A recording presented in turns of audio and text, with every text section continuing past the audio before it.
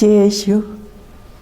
Today we are going to reflect on Mother Mary's visit to her cousin Elizabeth. In St. Luke chapter 1 verses 39 to 56 we read about Mother Mary's visit to her cousin Elizabeth. The visitation presents to us another aspect of Mary's inner life, her attitude of humble service and selfless love for those in need. The meeting of the two mothers is also the meeting of the forerunner and the Messiah, who through his mother begins the work of salvation by making John the Baptist leap with joy when still in mother's womb. When Mary heard the message of angel, she sets out for the hill country. She feels no uncertainty over the message or doubt about the sign.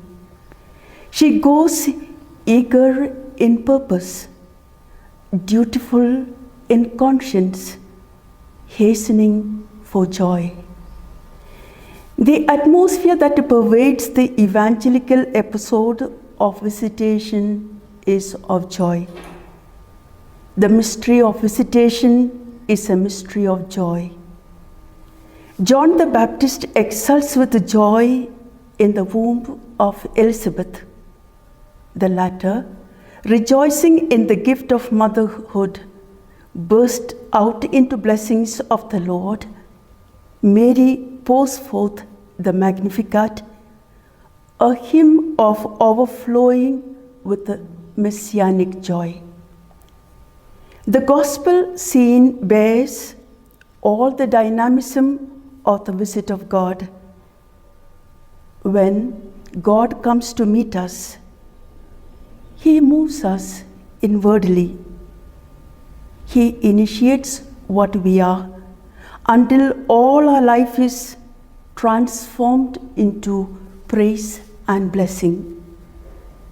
This inspiration brings more questions than answers. How can I be aware of the sign of God's presence within me? How can I be more present to others, modeling the way Mary was so present to her cousin Elizabeth? In the hectic pace of life, how can I slow down so I can make the best choices with the gifts I have been given by God? Where do I need to be brave and be more explicit in my faith? How can I bring that faith to action for the greater glory of God? Our society today is increasingly marked with signs of division and fragmentation, leaving many people out of play, especially those who find it difficult to obtain the minimum necessary to live a dignified life. Our world is advancing in scientific and technological growth, but it has become blind and insensitive to the thousands of faces that are there along the way, excluded by the pride of the few.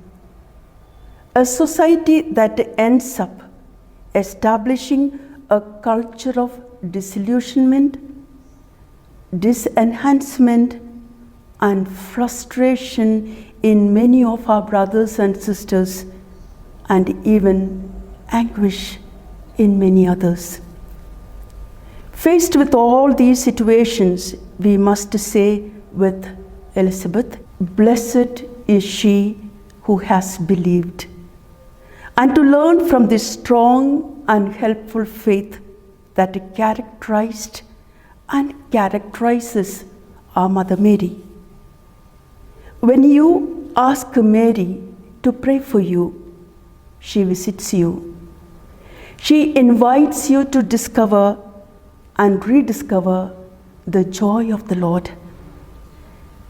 Jesus is the true source of joy and victory, even during your most painful and frightening situations.